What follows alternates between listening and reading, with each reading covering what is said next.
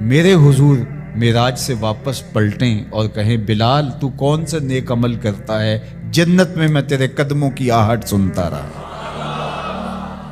کیا خیال ہے اس ایک جملے نے دور غلامی کی ساری تھکن اتار نہیں دی ہوگی، اور بلال فرش سے اٹھ کے فراز عرش پہ نہیں پہنچ گیا ہوگا۔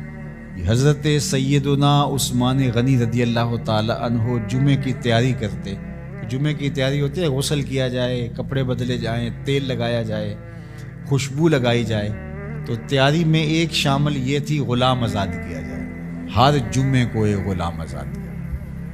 حضرت عبد الرحمن بن عوف رضی اللہ تعالی عنہ نے حضور کی دی گئی ترغیب سے زندگی میں 30,000 غلام آزاد کیے۔ اتنے طریقے دیے غلام آزاد کرنے کے، قسم توڑ بیٹھو غلام آزاد کرو، کفارۂ ظہار میں غلام آزاد کرو، روزہ توڑ بیٹھو غلام آزاد کرو، کفارۂ قتل میں غلام آزاد کرو۔ ویسے ترغیب دی تو آج دیکھتے ہیں کہ غلام نہیں ہے۔ اسلام نے اتنے طریقے دیے، کافر کو بھی آزاد کرنے کا ثواب ہے، مومن کو بھی آزاد کرنے کا ثواب ہے۔ لازمی نہیں کہ مسلمان غلام کو آزاد کرو، کافر غلام ہے تو اس کو بھی آزاد کرو، اس کا بھی تمہیں ثواب ملے گا، ایک جان کو آزاد کرنا ہے۔ اور پھر ہوا کیا کہ مسلمانوں نے غلام آزاد کرنے شروع کر دیے۔ آدھی دنیا غلاموں سے بھری ہوئی تھی، آدھی آقاؤں سے بھری ہوئی تھی۔ اب غلام آزاد ہو گئے اور وہ امتیاز بندہ و آقا ختم ہو گیا۔ ایک سال پاکیزہ معاشرت وجود میں آئی، اور وہ وقت زمانے نے دیکھا کہ حضرت عمر رضی اللہ تعالی عنہ نے مکے کے گورنر کو بلایا کسی کام کے لیے مدینے، تو انہیں پوچھا کہ اپنے پیچھے کس کو اپنا قائم مقام گورنر بنا کے آئے ہو، تو انہوں نے کہا ابن ابزے کو۔ انہوں نے کہا یہ ابن ابزے کون ہے، میں نہیں جانتا۔ کہا یہ ایک غلام ہے۔ تو کہا اے غلام کو گورنر بنا آئے ہو؟ کہا کہ وہ قرآن جانتا ہے۔ تو حضرت عمر رضی اللہ تعالیٰ عنہ نے کہا مجھے حضور کا فرمان یاد آ گیا، یہ قرآن لوگوں کو پستیوں سے اٹھا کے بلندیوں تک لے جائے گا۔ غلام گورنر بنے۔ ہندوستان کے اندر باقاعدہ ایک خاندان غلامہ گزرا ہے، جس طرح خلجی حکمران ہوئے، مغل حکمران ہوئے، ایک باقاعدہ خاندان غلامہ تاریخ پڑھیں، وہ باقاعدہ بادشاہ بنے۔ تو یہ تاریخ ہے۔ بھلا غلاموں کو اس مسند پہ بٹھایا جا سکتا تھا، سوچا بھی جا سکتا تھا، اپنے ساتھ بیٹھ کے کھانا کھلانا، اس پہ شکایتیں لگا رہا ہے رب کے حضور، کعبے کے پردے کو تھام کے ابو جہل کہ از محمد سینہ ما زار زار، ہمارا سینہ زخمی ہو گیا ہے، در نگاہ او یکے بالا و پست با غلام خیش بر یک خان نشست۔ یہ تو غلاموں کے ساتھ بیٹھ کے کھانا کھانے کی بات کرتا ہے۔ اگر یہ دین ہے تو پھر قریش کا وقار کدھر جائے گا؟ لیکن حضور نے غلاموں کو عزت دی، ان کو وقار دیا۔ اللہ اکبر۔ انسانیت آزاد ہی میلاد والے رسول کے صدقے سے ہوئی ہے۔ انسان غلامی کی زنجیروں میں جکڑا ہوا تھا، انسانیت کو غلامی سے آزادی دی ہے تو میلاد والے محمد عربی نے دی ہے۔ تو ہم کیوں نہ پھر حضور پہ درود پڑھیں اور کیوں نہ حضور کا ذکر خیر کریں۔ حضور علیہ السلام گزرے، ایک شخص اپنے بھائی کو حیا کے بارے میں واعظ کر رہا تھا، تو آقا کریم فرمائے داہو فإن الحیاء من الایمان، چھوڑ دے اسے، حیا ویسے ہی ایمان سے ہے، یہ تجھے سکھانا نہیں پڑے گا، خود بخود آئے گا۔ تو حیا ایمان کے ساتھ جڑی ہوئی چیز ہے، ایک چیز آئی تو دوسری چیز بھی ساتھ ہی مل گئی۔ تو اگر حیا رخصت ہو گیا تو ایمان کا بھی کباڑا ہو گیا۔ اور حیا کے جوہر کو چھیننے کے لیے نادیدہ ہاتھ کام کرتے ہیں، وہ اس لیے کرتے ہیں کہ حیا کے ساتھ ایمان جڑا ہوا ہے۔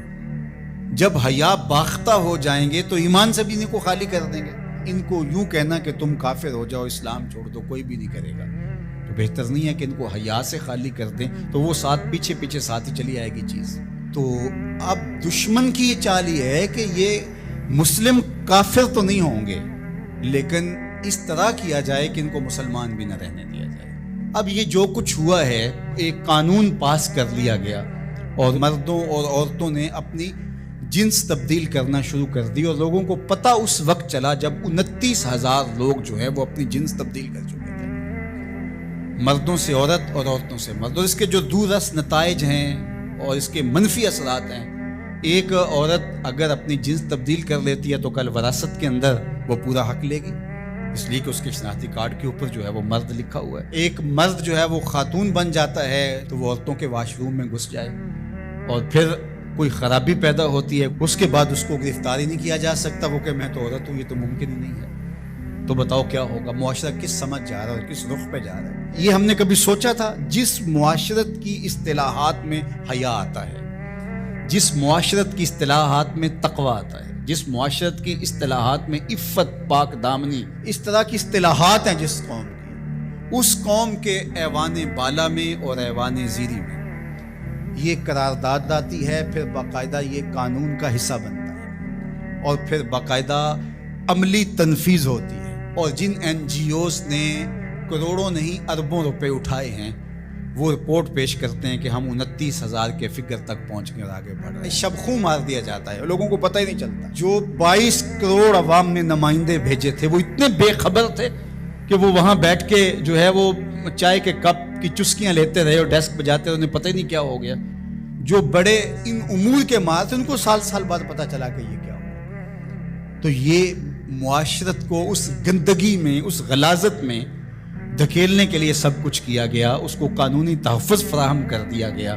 ہم جنس پرستی کی طرف، اور نہ جانے وہ لفظ نامانوس ہے ہمارے لیے، لیکن اب وہ سرایت کر گئے اس معاشرے کے اندر، اس پہ بات ہوتی ہے، اور ہم کہاں گر گئے ہیں، کس گڑھے میں گر گئے ہیں۔ ہم انسان ہیں، یہ تو چوپائے بھی نہیں کرتے۔ جو آج مغرب کر رہا ہے وہاں کے سنجیدہ طبقے بھی اس پہ آواز اٹھاتے ہیں، وہ بھی سر پکڑ کے ان کے دانشور کہتے ہیں یہ کس سمجھ جا رہے ہو؟ چونکہ جمہوری نظم ہے، جہاں زیادہ لوگ ووٹ ڈال دیں گے وہ ہو جائے گا، لہٰذا اس وجہ سے وہ مجبور ہیں، لیکن وہ کہتے ہیں یہ کیا ہو رہا ہے، یہ کیسے ممکن ہے؟ اللہ تعالیٰ نے قرآن مجید میں ارشاد فرمایا اولئک کالانعام بل ہم اضل، انسانوں کی اقدار سے برگشتگی اور ان کا اخلاقیات سے دور ہو جانا، اور اس کے نتیجے کو اللہ تعالیٰ بیان فرماتا ہے، تمثیل کے طور پہ چیز بیان فرمائی کہ یہ لوگ چوپائے ہو گئے، اولئک کالانعام، یہ چوپایوں کی طرح ہے۔ آگے فرمایا بل ہم اضل، بلکہ یہ چوپایوں سے بھی بدتر ہو گئے۔ آپ نے کبھی نہیں دیکھا ہوگا کہ کسی نر چوپائے نے نر چوپائے کے ساتھ جفتی کی ہو۔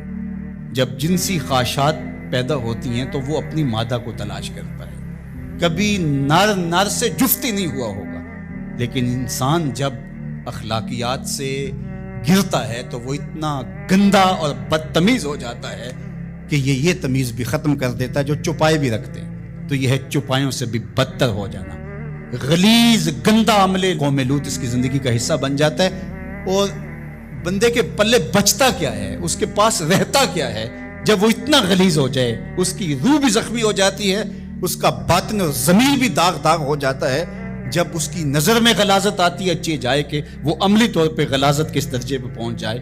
تو یہ چوپایا نہیں قرآن نے کہا، بلکہ چوپایوں کے ہاں بھی ایک تہذیب کا درجہ ہے، اس کو کراس وہ بھی نہیں کرتے، لیکن یہ چوپایوں سے بھی بدتر ہو گئے۔ تو کیا جو چوپایوں سے بھی بدتر ہوں گے اس کا تتبع کریں گے؟ جو چوپایوں سے بھی گندے ہو جائیں گے، کیا وہ ایک انسانی معاشرے کا شعار ہو سکتا ہے؟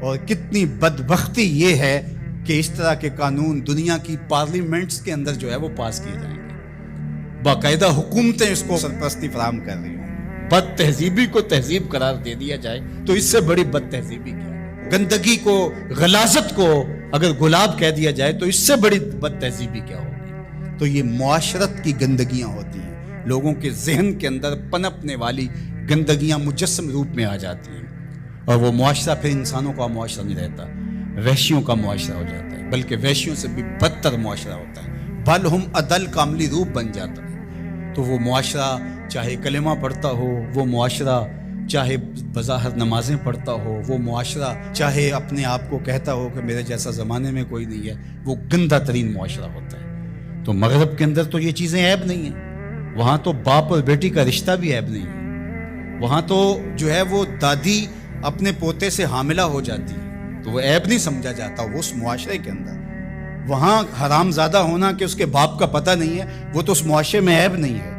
تو کیا مغرب کی نقالی میں ہم سب کچھ قبول کر لیں گے؟